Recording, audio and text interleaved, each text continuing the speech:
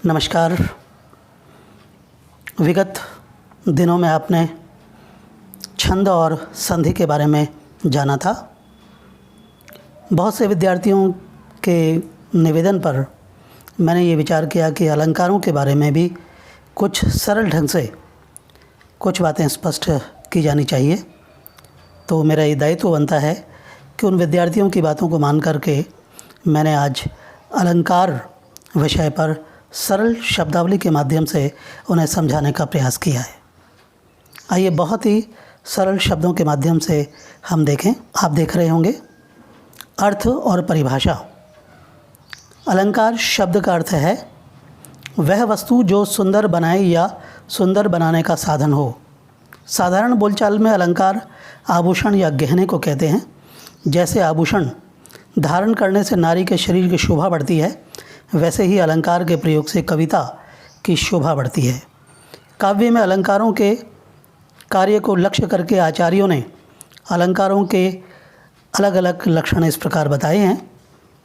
पहला आप जानें, कथन के असाधारण या चमत्कार पूर्ण प्रकारों को अलंकार कहते हैं।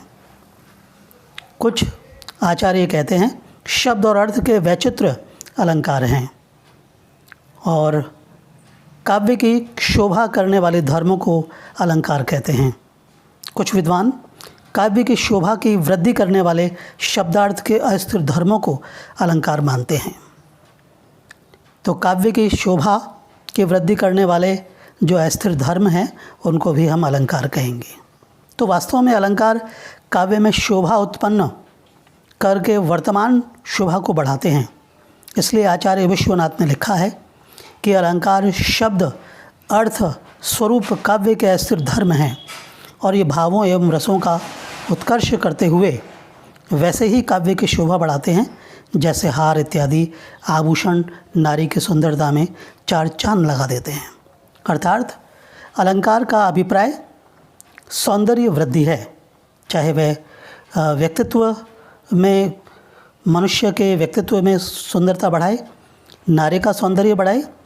और जहाँ हम साहित्य के सौंदर्य की बात करें तो वहाँ भी सौंदर्य कहेंगे। आचार्य शुक्ल ने भी इस बारे में व्यक्त किया है, काव्य की शोभा की बढ़ोतरी में अलंकार अनिवार्य रूप से सहायक नहीं है, पर अलंकारों के बिना भी कविता उत्तम कोटि की हो सकती है। आचार्य शुक्ल ने अलंकारों के भावों को उत्कर्ष में सहायक मात्र मानते हुए कहा है। उन्होंने कहा है कि भावों का उत्कर्ष दिखाने और वस्तुओं के रूप गुण क्रिया और अधिक तीव्रता से अनुभव कराने में सहायक होने वाली उक्ति अलंकार है। एक बार फिर से जानें, आचार्य शुक्ल ने अलंकार के बारे में कहा कि भावों का उत्कर्ष दिखाने और वस्तुओं के रूप गुण क्रिया और अधिक तीव्रता से अनुभव कराने में सहायक होने वाली उक्ति अलंकार है।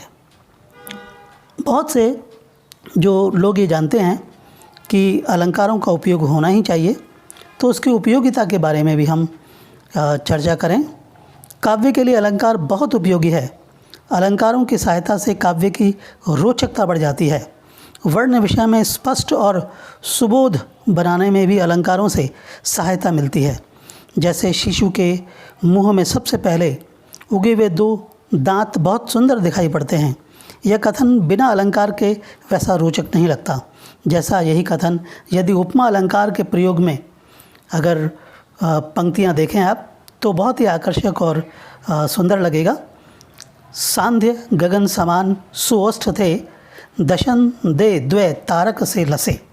अर्थात तो सांध्यकालीन लाल लाल आकाश में जैसे पहले पहल उगे हुए दो तारे टिमटिमाते हैं, वैसे शिशु के अरुण होठों के बीच पहले पहल निकले हुए दो दांत सुशोभित होते हैं। तो आपने देखा कि शिशु के होठों की ललाई को सांध्यकाल के लाल आकाश के रूप में और उसके जो दो सुंदर दांत हैं उनको तारों के रूप में चित्रित किया, यानी बहुत ही सुंदर प्रतीक हुए। उसके दांत मोती की तरह चमकते हैं। ये भी इस प्रकार भी उपमा दी जा सकती है। तो अनेक उपमाओं के माध्यम से अलंकारों की जानकारी की जा सकती है। अब आप देख रहे होंगे अलंकारों के प्रकार। मूलतः अलंकारों के जो प्रकार हैं वो दो ही प्रकार के साहित्य में उपयोग में आते हैं। ख़ास तौर से जो छोटी कक्षाओं के जो विद्यार्थी हैं उनके संदर्भों के अंतर्गत बात समझाई जाए तो पहला शब्दालंकार, जहाँ उक्ति में चमत्कार, चारुता, सुंदरता शब्द पर निर्भर हो, वह शब्दालंकार कहलाता है। दूसरा हम चर्चा करें अर्थालंकार, जहाँ उक्ति में चमत्कार किसी शब्द पर निर्भर न होकर शब्द के अर्थ पर निर्भर हो। अर्थालंकार के बारे में आप समझ रहे होंगे कि जहाँ उक्ति में चमत्कार किसी शब्द पर निर्भर न होकर शब्द के अर्थ पर निर्भर हो, वह अर्थालंकार है। अगर हम शब्दालंकार के उदाहरण देखें पहले जैसे उदाहरण के तौर पर आप पहला उदाहरण देख रहे होंगे, भगवान भक्तों की भयंकर भूरी भीति भगाइए। आपने देखा कि इस पंक्ति में भ वर्ण की आवृत्ति अधिक हुई है। जैसे इस पंक्ति में भ वर्ण सभी शब्दों के प्रारंभ वर्ण के रूप में अनेक बार आया है। इससे इस पंक्ति में वृत्या अनुप्रास अलंकार है।